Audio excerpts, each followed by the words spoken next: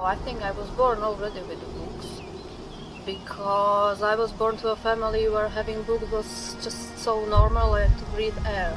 So my contact with the book was probably when I was really very small. Lately, I was trying to imagine that situation, living in a world without books. I think that would be a completely different experience. For me, it's not easy to imagine it. For me, it's impossible. But there are many nations, or some nations in the world, who completely live without literature and they are completely happy. I mean, my world would just be very different. I don't know if I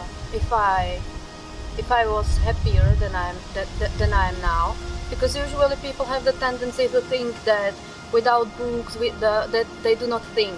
But it's not true. We still think, even without books. So if my life would be better, or I don't know, because it's not possible. I would have to undergo some lobotomy. So it's not possible for me. Now, particularly in this moment of my life, I live very interesting period, because it's for the first time in my life that in the last year I haven't read entire book. But still I have to have books around me, because I need them. I need to have contacts with the books, with the thoughts that are in it, or with the poetry. I still work with the literature, I still work with the word. For me it's impossible not to work with books. But it doesn't mean that I do not read. I read. It's just maybe I concentrate more on choosing what I will read. And I try also to do other things than reading. But why? I don't know. But I hope it will go away. Maybe that's the answer of the question. Why I can't read books now? Because maybe that I'm in such a period of life that the books are for me, not books exactly, dangerous, but there are so many dangerous things in life, and then somehow you have to deal with them alone, and you don't need other stories to survive your own problems.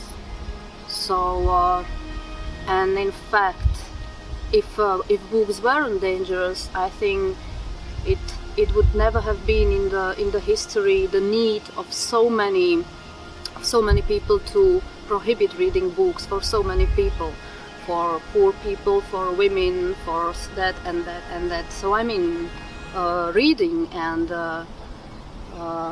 knowledge in general is always very dangerous. There is one Spanish proverb I once used in some of my articles, which says that there are no more dangerous things in the world like a woman who reads literature and a child who drink wine, I think.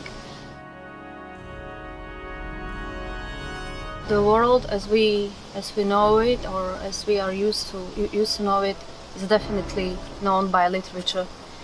And I am sure, if you are asking if computers or such technology could replace literature, then my answer is definitely no. It's not possible.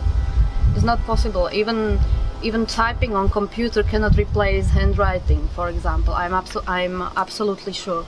I hope to live long and still have the possibility to read books, because I can't imagine myself really. For me, it's a really problem to read a book from other technological things. I just can't, and I don't think the technology will ever replace it. It's not possible. We might live in the period where it seems more alike, more ecological, and whatever, but you never can. You can never lose the contact with the reality. I mean, the part of the reality of the book is also that you can touch it and that you can feel it.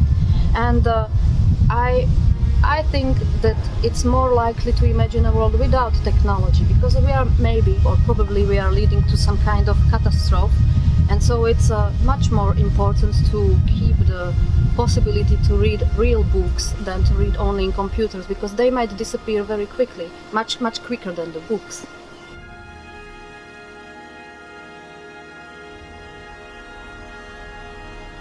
You know, the stories about the beginning of 50s when literature was prohibited in the so-called socialistic countries. And there is also one very famous story by Czech writer Bohumil Hrabal who tells exactly this. All those people who own the books or who were intelligent, well, not intelligent but educated, were somehow suspicious. So for them it was very, very difficult and very dangerous to have books, because the first thing the regime did was destroying the books as well. That happened during the Second World War too. That was the same what Hitler or what all the dictatorship did. Oh yes, books definitely destroyed life to many people, and books definitely were very dangerous. My name is Silvia Ruppeldtová. I'm from Slovakia. I'm coming from Bratislava, and I'm a translator and publisher. I translate various things. I translate books, short stories, films, documentary films, conference texts, but in general artistic texts from Spanish, Portuguese, French, sometimes German and English languages.